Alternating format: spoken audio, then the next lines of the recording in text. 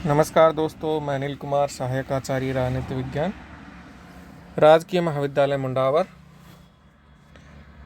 दोस्तों, आज के इस वीडियो के माध्यम से हम BA first year political science के पेपर भारतीय राजनीतिक विचारक के बारे में चर्चा करेंगे। भारतीय राजनीतिक विचारकों में गोपाल कृष्ण गोखले जो हैं, उनका हम पूर्व के वीडियो में सामान्य परिचय देख चुके हैं और राजनीतिक चिंतन देख चुके हैं।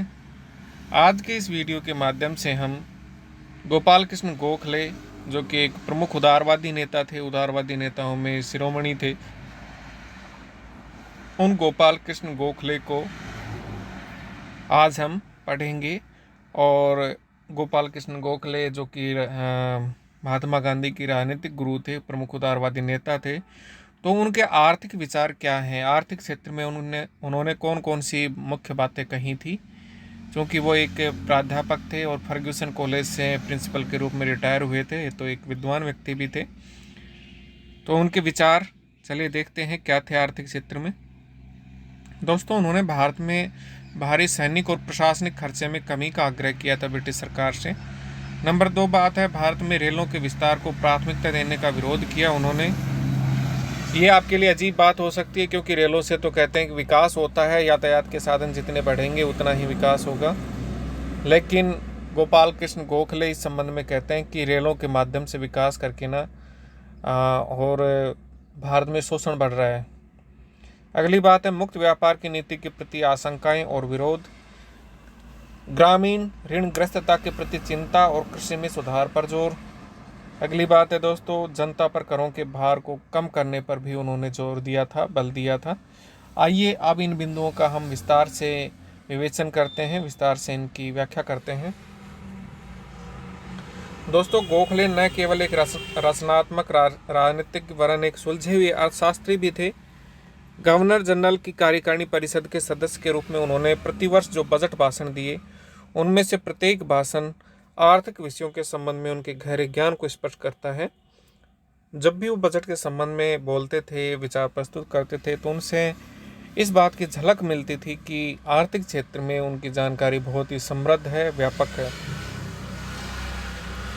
डॉक्टर वर्मा के शब्दों में गोपाल कृष्ण गोखले इतिहास के जानकार तथा अर्थशास्त्र के आचार्य थे।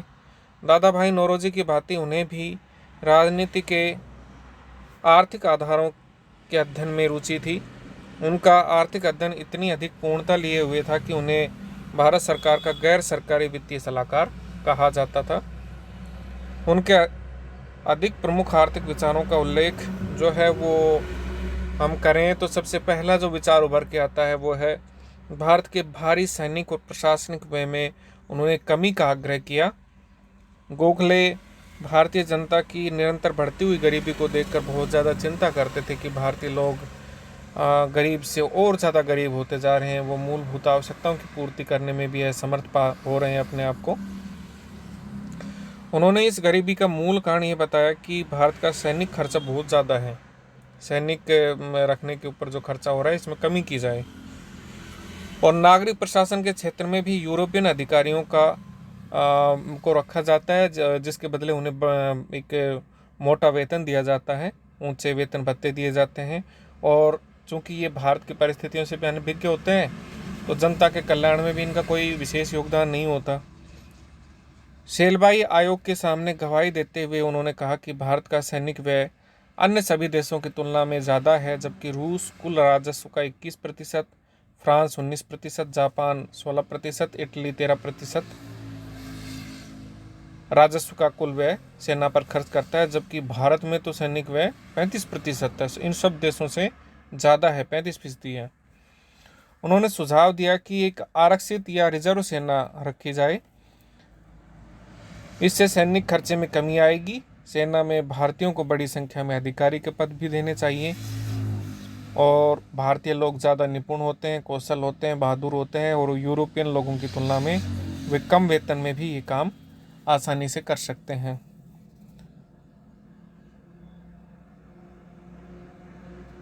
उन्होंने इस बात पर भी बल दिया कि भारत की प्राकृतिक सीमाओं से बाहर की जाने वाली सैनिक कार्रवाई के लिए भारत के राजस्व का प्रयोग कम से कम उस समय तक नहीं होना चाहिए जब तक कि उस व्यय के एक भाग का भार ब्रिटिश बजट अनुमानों पर ही न डाल दिया जाए।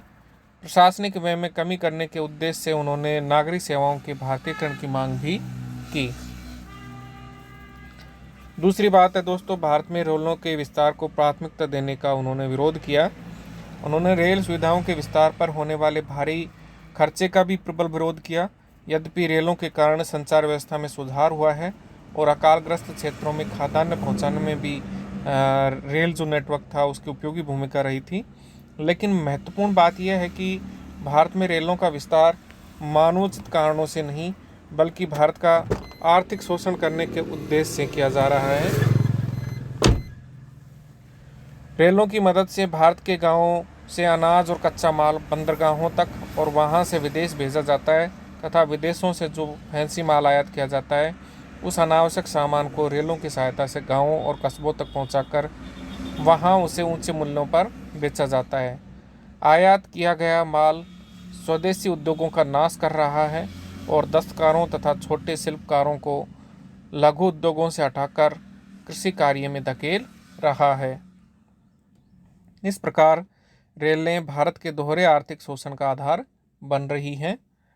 उन्होंने इस बात का भी प्रतिपादन किया कि विदेशी व्यापारियों को दी जाने वाली अधिकाधिक रियायतों और सुविधाओं के कारण रेलों को घाटा हो रहा है। नंबर 3 बात है मुक्त व्यापार की नीति के प्रति आशंकाएं और विरोध। गोखले ने फ्री ट्रेड की नीति का विरोध करते हुए कहा कि भारत पर लादी गई इस नीति ने देश के सभी उद्योगों का नाश कर दिया है। वाष्प चलित तथा अन्य मशीनों की प्रतियोगिता के सामने भारत के पुराने उद्योग टिक नहीं पा रहे हैं और देश की प्रगति रुक गई है। ऐसी स्थिति में लोग पुनः खेती में जाने के लिए बाध्य हो गए हैं और अधिकाधिक निर्धन होते जा रहे हैं। गोखले इस बात के पक्ष में थे कि भारत के नवजात उद्योगों को संरक्षण देने की व्यवस्था की जानी चाहिए। गोखले ने इस बात पर बल दिया कि संरक्षण की नीति को भी पर्याप्त सतर्कता और सकारात्मक दृष्टिकोण के साथ अपनाने की आवश्यकता है।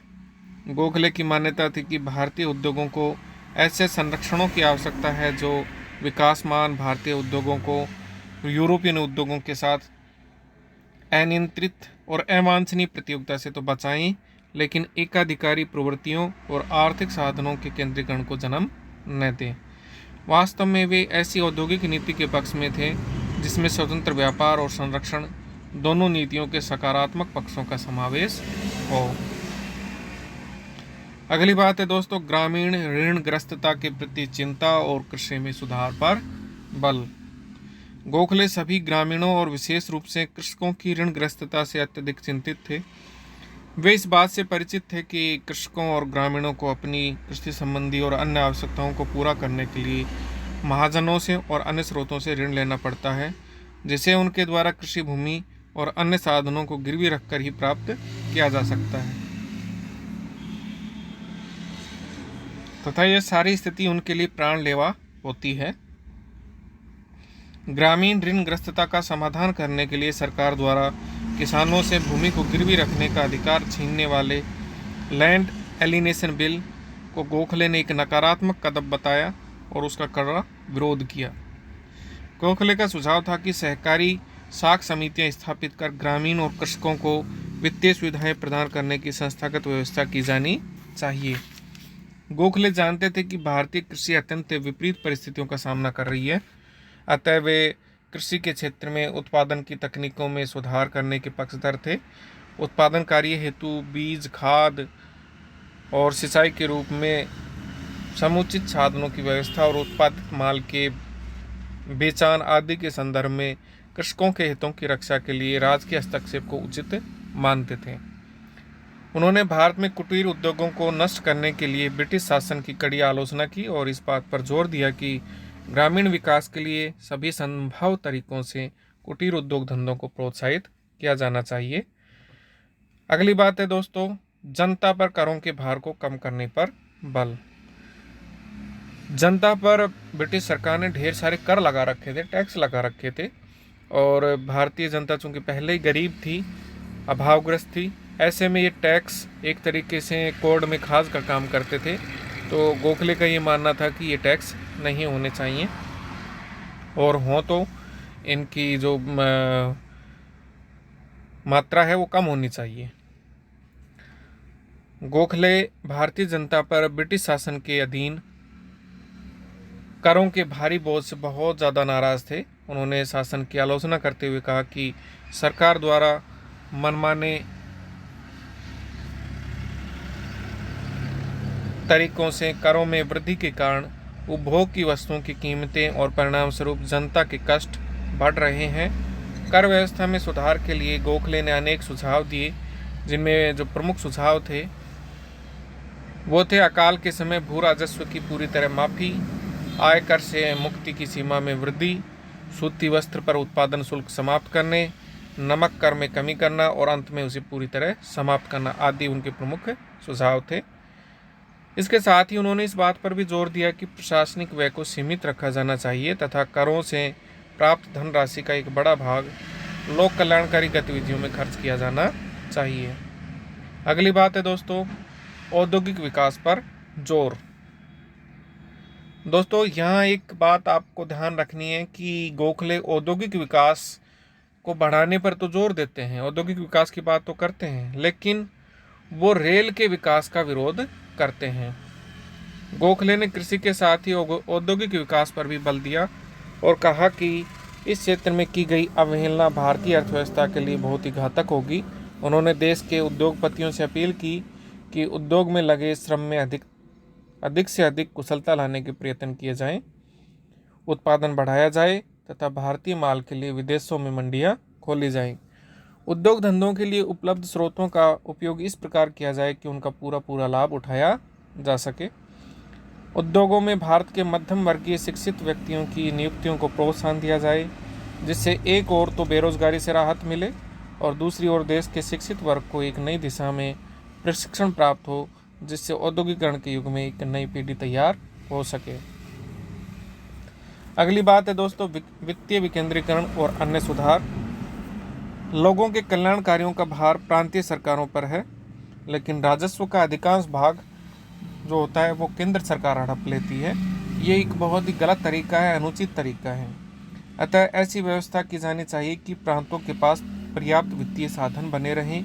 प्रांतीय सरकारों को कर लगाने का अधिकार दिए जाने से पूर्व कुछ विशेष शर्तें लगाई जानी चाहिए, जैसे प्रांतीय बजटों पर विचार करने की प्रथा सुनिर्धारित हो और प्रांतीय परिषदों में निर्वाचित सदस्यों का बहुमत हो। ये शर्तें पूरी होने पर ही प्रांतीय परिषदों को कर लगाने का अधिकार दिया जाए। वास्तव में वे ब्रिटिश सरकार द्वारा भारत के आर्थिक शोषण की भावना से किए जाने वाले सभी कार्यों के विरोधी थे।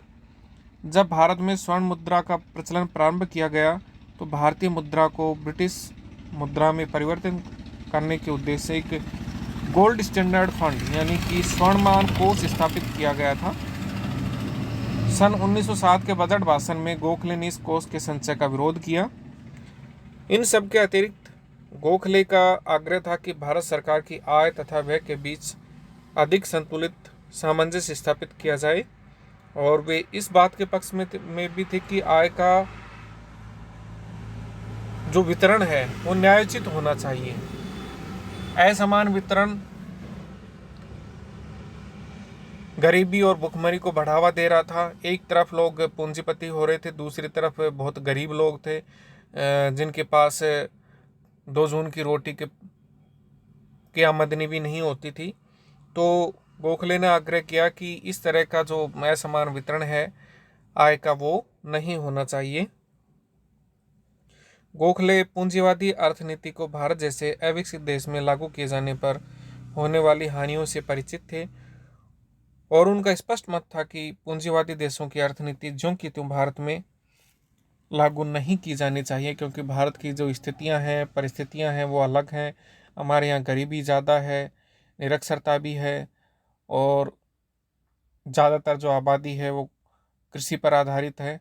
तो इन स्थितियों को देखते हुए, परिस्थितियों को देखते हुए भारत में पूंजीवादी व्यवस्था जो है वो उचित नहीं है। समाजवादी ढांचा हमारे लिए ज़्यादा ठीक हो सकता है। तो आज की इस वीडियो के माध्यम से दोस्तों हमने गोपाल कृष्ण गोखले के आर्थिक विचारों का अध्ययन किया है। आगामी वीडियो में हम उनके अन्य विचारों का अध्ययन करेंगे। धन्यवाद।